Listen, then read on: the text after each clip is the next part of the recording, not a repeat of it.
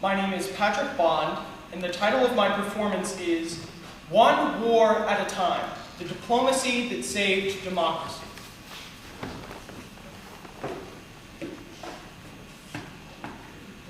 Call me Uncle Sam. I've been around for a long time, but I owe my very existence to diplomacy. The year is 1861, and the War of the Rebellion has begun. The world is watching as our country struggles with a divisive debate over slavery. 4 million souls are held in bondage in the Confederate States.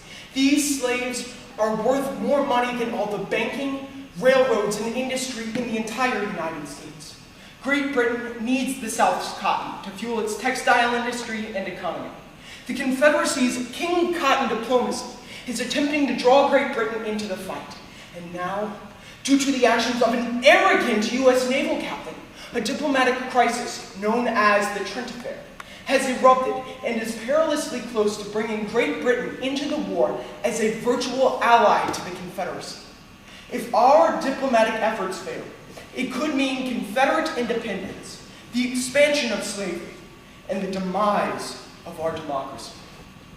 On November 8, 1861, Captain Charles Wilkes of the San Jacinto stopped the neutral British mail ship, Trent, and detained 2 Confederate emissaries.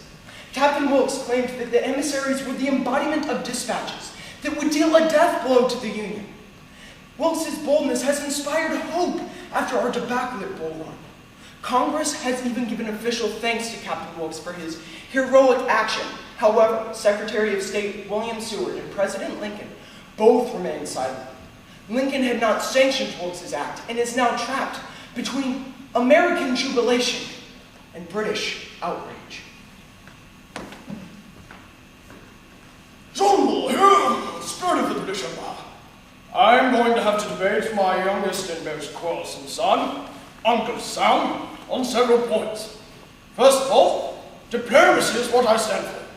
Queen Victoria declared us a neutral country in May 1861. Her declaration of neutrality was meant neither as an affront to the North, nor as an augury of aid to the South. It is you Americans who fly in the face of diplomacy. Your Minister to Britain, Charles Francis Adams, lamented what he called a precipitous recognition of belligerence to the South.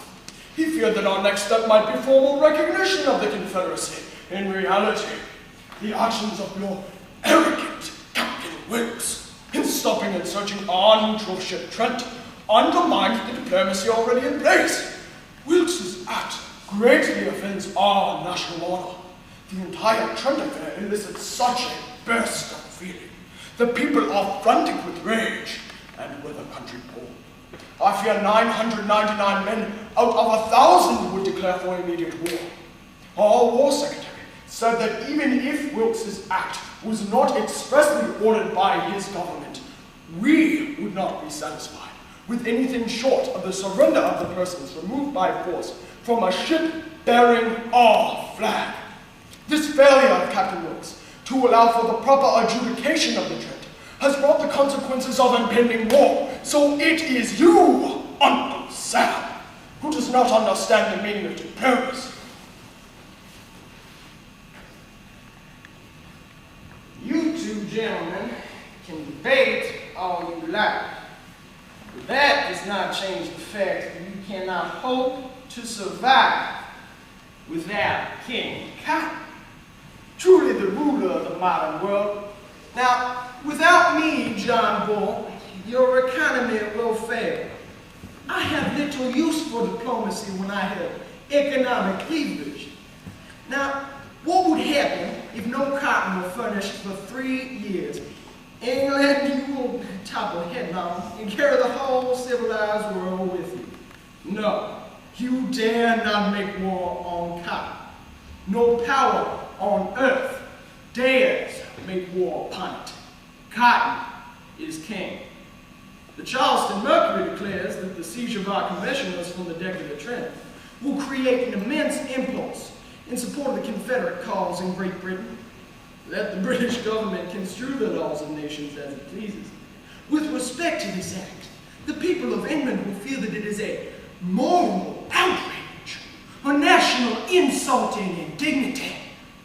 Our commissioner's errand was an errand of peace and goodwill towards the people of England. The Trent Affair's advance of the Confederate diplomatic action in Europe will be equal to a battle gained, and our commissioners will do us better service as captives than as ministers. So as you can see, nations tend to be more diplomatic when cotton is involved. Yes, we are faced with internal upheaval, but you British have always been divisive. Your declaration of neutrality was nothing but a calculated, underhanded move that gives legitimacy to a malfeasant confederacy. It is a short step between a declaration of neutrality and formal recognition of the Confederacy. Now, you are deploying along our border with Canada. John Bull, if you so much as look in the general direction of King Cotton, it will mean war. So, collect yourself. Let us not talk of war. Neither my people nor I desire war. But Her Majesty's government therefore trusts that the government of the United States will of its own accord offer the liberation of the captured gentleman and a suitable apology for the aggression which has been committed. In his final act of diplomacy, Prince Albert advised Lord Lyons to consult unofficially with Secretary Seward. He is to prepare Seward for the ultimatum and ask him to settle with the President and his cabinet what course they would propose. Our royal couple has acted with diplomatic wisdom by leaving open the opportunity for Uncle Sam to disavow Rhodes Act. To give you Americans some credit, Seward listened seriously. Lyons recognized Seward as a force for peace in the cabinet and avoided all menace, while he let them know that we were in earnest. On December 28th, 1861, Mr. Seward released the American response. The commissioners will be cheerfully liberated. We draw a long breath and are thankful that we have come out of this trial with our honor safe and no blood spilled. Great Britain is not obliged to conquer. The Trent Affair has been a great victory for British diplomacy.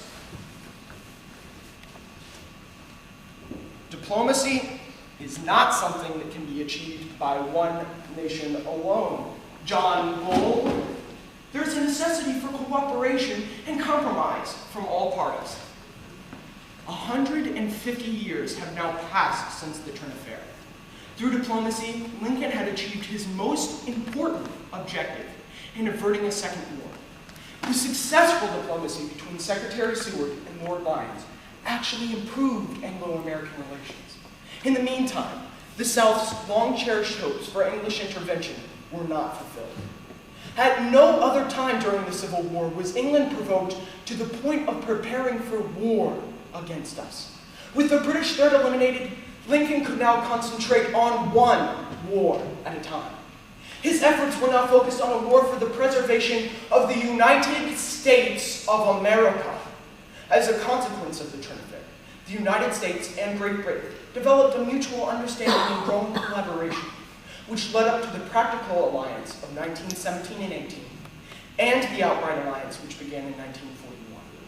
If not for this alliance, it would have been vastly more difficult to defeat the Central Powers in the First World War and strike down Nazi tyranny in the Second World War. Without the successful diplomacy between the United States and Great Britain, those 4 million souls held in bondage in the Confederate States would not have been freed, and democracy would